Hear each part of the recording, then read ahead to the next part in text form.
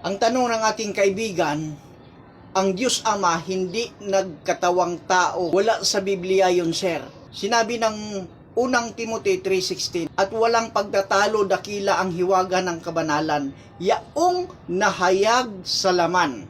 Ayun ha, yaong nahayag sa laman. Ang tanong sa iyo, yun bang nahayag sa laman, sino yun? Ang Panginoong Diyos ba yun? Ang Panginoong Hesukristo, siya ang tinutukoy na nahayag sa laman. Ayon sa Mateo 1:18. At pinaging banal sa espiritu at nakita ng mga anghel, at ipinangaral sa bansa, sinampalataya ng sanglibutan, tinanggap sa kataas-taasan. Ang ipinangaral ng mga apostol sa bansa, ito ay ang ating Panginoong Hesukristo. Batay naman doon sa nakasulat sa Ikalawang Korinto 1:12-24.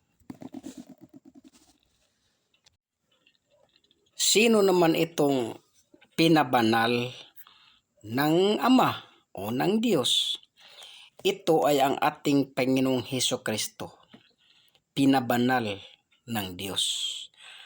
Yan naman ay mababasa sa Juan 10:36. Sa kaluwalhatian. Ibig sabihin, siya yung nahayag sa laman. Nakita mismo ng mga anghel na ang Diyos ay nagkatawang tao. Nandoon sa lupa na siya yun ang nagkatawang tao. Alam ng mga anghel at pinangaral sa mga bansa. Kaya friend, siya yung tunay na Diyos. Diyos ba itong tinanggap sa itaas? Ito ay ang ating Panginoong Hesukristo. Mababasa mo yan sa Marcos 16:19. Ipatuloy mo hanggang 20. Si Jesus, yun ang ipinangaral ng mga apostol. Siya rin yung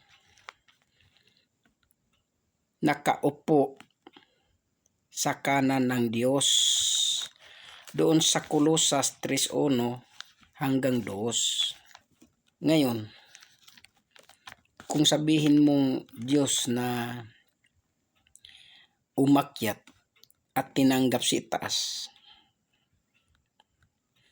sino yung tinanggap? At sino naman yung tumanggap? Yan po ay maling aral.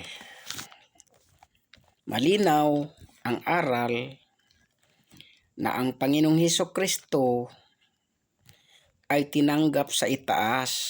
Ang tumanggap ay ang Panginoon Diyos.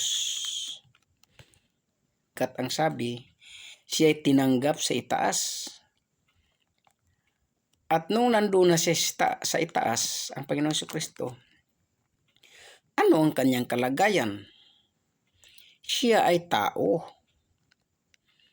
Basahin mo sa Kolosas, doon sa 3:1-2.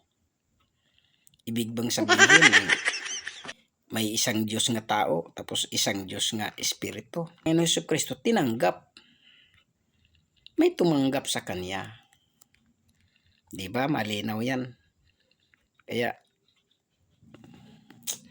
huwag na tayong makinig dyan sa mga bulaang propeta.